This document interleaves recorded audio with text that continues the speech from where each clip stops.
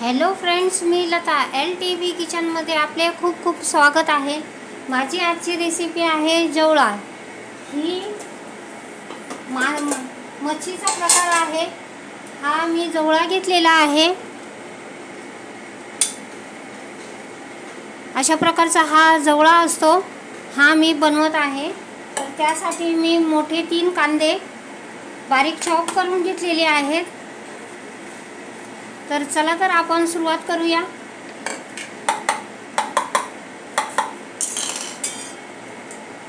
मी कढाईमध्ये तेल ठेवलेले आहे, गरम झालेले आहे तेल। त्यामध्ये 3 मोठे कांदे मी चॉप करून घेतलेले आहे, ते यामध्ये घालून घेऊया।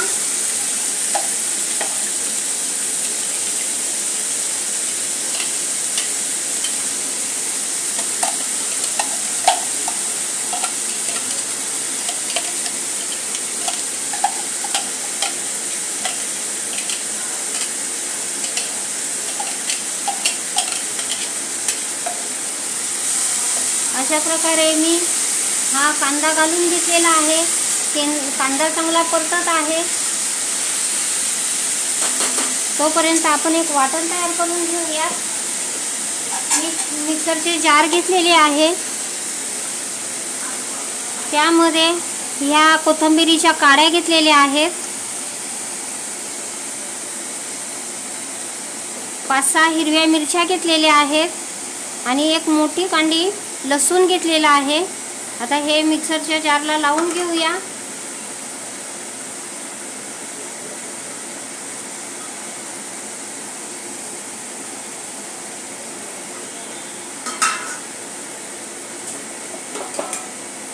यात पाव चमचा आपल्याला जिरे घालायचे आहे आणि हे भरडून घेऊया। बघा तर फ्रेंड्स, अशा प्रकारे मी जाडसर पेस्ट तयार करून घेतलेली आहे। हा जवळा अशा प्रकारचे 2 असतात। हा ओला जवळा आहे, फ्रेश आहे, मी धुवून स्वच्छ करून घेतलेला आहे आणि याच्यातले सर्व पाणी काढून टाकलेले आहे। अशा प्रकारचे सुकेही जवळे मिळतात, ते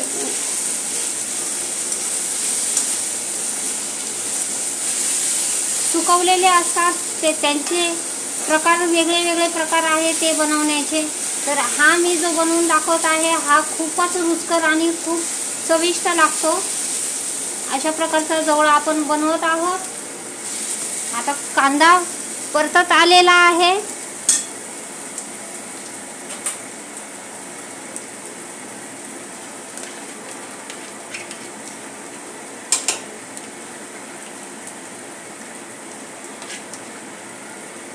आता यामध्ये ही पेस्ट घालून घेऊया।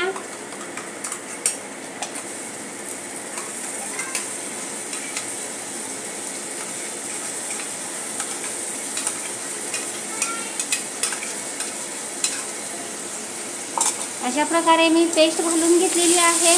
पेस्ट चांगली परतून घेऊ, गॅस लो करूया। अशा प्रकारे मी कांद्यामध्ये घालून घेतलेली आहे। आता आपण हा जवळा याच्यामध्ये घालून घेऊया कांद्यामध्ये।